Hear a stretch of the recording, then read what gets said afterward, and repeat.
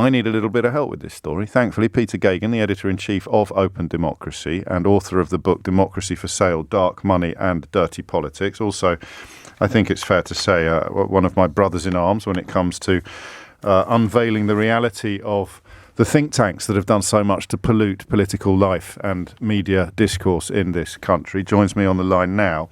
Peter, it is quite hard to know where to start. Would it be desperately unprofessional of me to ask you to pick and choose?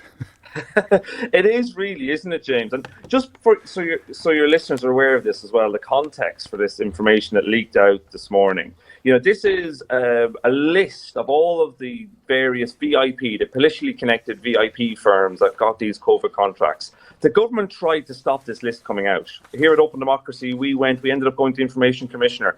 And actually, they had until the next week to publish this list. And instead it leaks out this morning, which is very typical government behaviour too, where they're trying to, kind of try and kill stories, frankly. And it's so great to have somebody like you really going through this.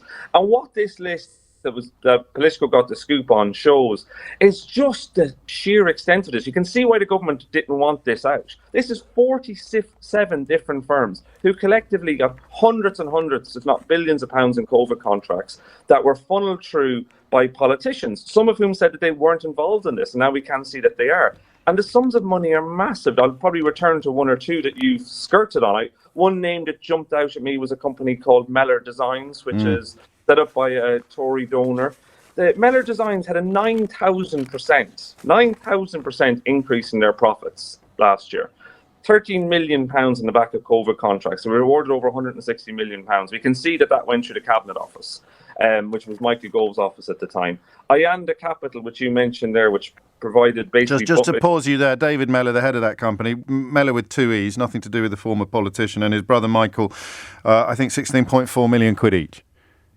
Yes, yeah, huge sums of money. Life-changing sums of money. Even you were asking how much is £1 million. I think that is a life-changing sum of money. And they would actually, say that's 1,000 lives changing sum of money, completely. Isn't it? It's incredible. And as you say, the percentage increase in what they were turning over prior to the COVID pandemic is in four figures, well into four figures. And they're not the only ones. You mentioned Ayanda Capital there as well, this company, another very politically connected company. They got a £250 million contract for personal protective equipment, PPE. A lot of the equipment they supplied was found to be faulty, but nonetheless, they had a humongous increase in their profits, huge amount, up again 4 figures in the percentage. And we can see from this list as well how they were connected in to this VIP lane. And it's worth stressing time and again that the government have basically said that there's nothing to see here, that this is all completely above board, this is all standard. But how standard is it to have, even just looking at the names of some of these firms, James? Some of these firms are new to people like me who've been in the weeds of this for a long time. You've got companies with names like Skinny Dip Limited. Skinny Dip Limited were referred by Lord Feldman, the former Tory party chairman, who's in the House of Lords, just as it happens, like many other well-connected Conservatives and well-connected Conservative donors. He referred Skinny Dip Limited and a number of other companies to the VIP lane, and they went on to get serious, huge COVID contracts. And so the scale of this, just even for someone who's been in the weeds of it, just is absolutely mind-boggling, frankly. Do we have any estimate or indication of how much more likely you were to secure one of these contracts if you were referred by somebody like Lord Feldman, who, of course, is probably best known for being David Cameron's former tennis partner, or indeed the office of the Chancellor of the Duchy of Lancaster, aka Michael Gove. There's one here, Monarch Acoustics. Matt Hancock referred them. In fact, he also did 9. He was Health Secretary at the time, and who knows? It may well be that these were the best placed companies to provide these sort of contracts. But do we have any indication of how much more likely you were to land one of these incredibly juicy contracts, which delivered payouts to bosses in the tens of millions of pounds, compared to companies that didn't have access to this so-called VIP lane? Well, the government's own watchdog, the National Audit Office, that estimated that companies in the VIP lane were 10 times more likely to get a government contract than companies that weren't. They found that what happened was They were considered by the government's PPE team to be, quote, more credible and treated with more urgency. They also didn't face the usual anti-corruption checks. And just to let you know, James, I actually started reporting this on these sort of issues back in kind of April of 2020, after a company in the north of England that made protective equipment got in touch with me saying, I'm trying to make equipment for this government and I can't get through to them. They were ringing this phone line run by Deloitte because the entire... Just to pause you there, £854,000 on average was the profit share per partner via Deloitte's own share of COVID contracts, which would have included running the helpline, of course.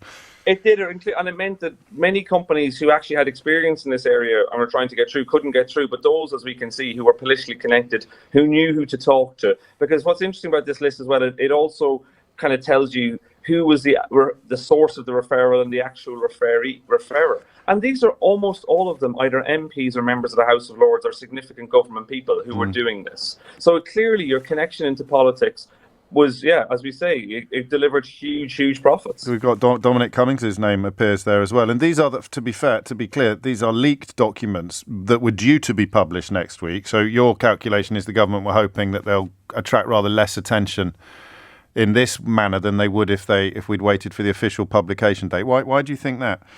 Well, we can't really know, but the government has had a tendency of trying to put out stories and very bad news in ways like this in the past, and possibly this isn't what's happened here, but it does feel very coincidental. The hope might be that this wouldn't attract the kind of attention it has, but frankly, I think the issue's so big here, no amount of spin is going to get you out of it. Is it? In many ways, people unfamiliar with open democracy should know that yours is one of the organisations that bulks at no mountain, however high it may be. But I wonder whether this is one of those issues, one of those stories that is so huge, it's hard to get a toehold in it. Do you know what I mean? I think there's something in that. I think for ordinary people, for people who aren't in the weeds, it can be almost difficult to see just the sheer scale of this, James. We're talking about billions and billions and billions of pounds. And public money, we should be clear. Anyone under any illusions, we're talking about public money here exclusively. We're talking about public money as well. This is public money worth billions of pounds.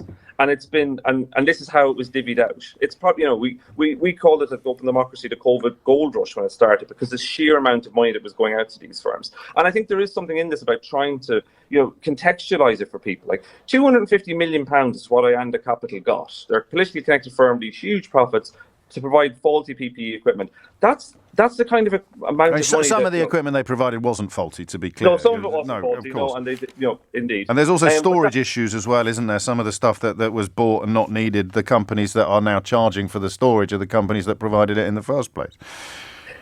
Completely. So there's money that's been made all over it, all at various angles, at various ends of this, and the sums involved are just so huge, James. £250 million, £500 million. These are the kind of sums that can do huge amounts of good in terms of public money. We've had a decade of austerity. We've also been told that post-COVID we're going to have to cut back. These are the kind of sums of money that really are material. They're not just. It's not what Boris Johnson once referred to the £250,000 he was paid for writing a Daily Telegraph column as chicken feed.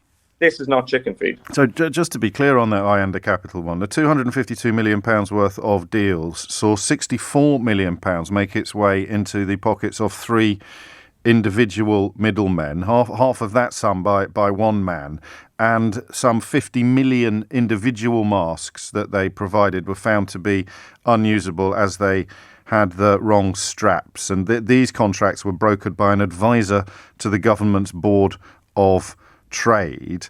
£32.4 million paid to a chap called Andrew Mills through the personal service company Prosper Mill that he owns jointly with his wife Caroline. Finally, Peter, because I'm a little late for the break already, this may sound facetious, but you'll see that there's a sort of nugget of plausibility at the heart of the question.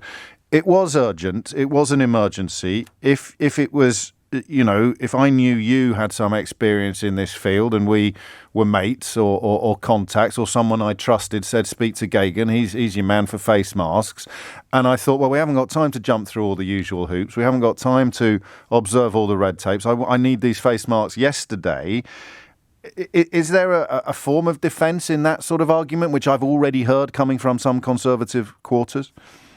I think there might be, if you're talking about April 2020, you can see how this would have happened. You can see how, in the rush to try and do something. But what's really striking is this continued for months, almost in years into the pandemic. You know, we were outsourcing our test and trace facility to Serco well into this year. Like, this is not something that just happened in the first few months of the pandemic, in which it was all kind of chaos and craziness.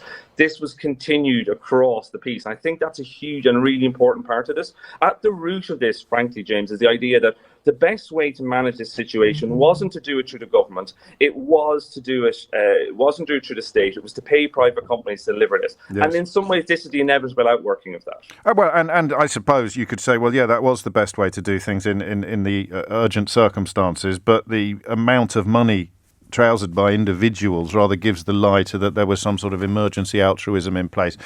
I promise I'll let you go after this. A few of my listeners are wondering, and I wonder if you've been nodding at this suspicion without actually articulating it, whether or not the timing of the leak could be linked to the appalling events, thankfully nowhere near as tragic as they could have been in Liverpool 2 days ago. Just in terms of what's on the front pages and what is in the news. I wouldn't know anything about, but in terms of the one thing I will say on when this story's come out, I think any attempt to try and to kind of move away from this story or move away from other stories through this story is just, I don't think it's going to succeed. I think the questions that this story raises, the fundamental questions about power and accountability in British politics, and the way in which, frankly, we've seen this large-scale cronyism revealed by people like Open Democracy and others, I feel like the scale of it, as we're talking about just right now, the scale of it's so huge, it's important for us to put it into the context that your listeners can understand, can identify with and empathise with, and it's important for us to keep telling it. And indeed, if Open Democracy, the Good Law Project, and in this case Private Eye, are the trawlers when it comes to this story, then we on this programme will continue to do our best to be seagulls.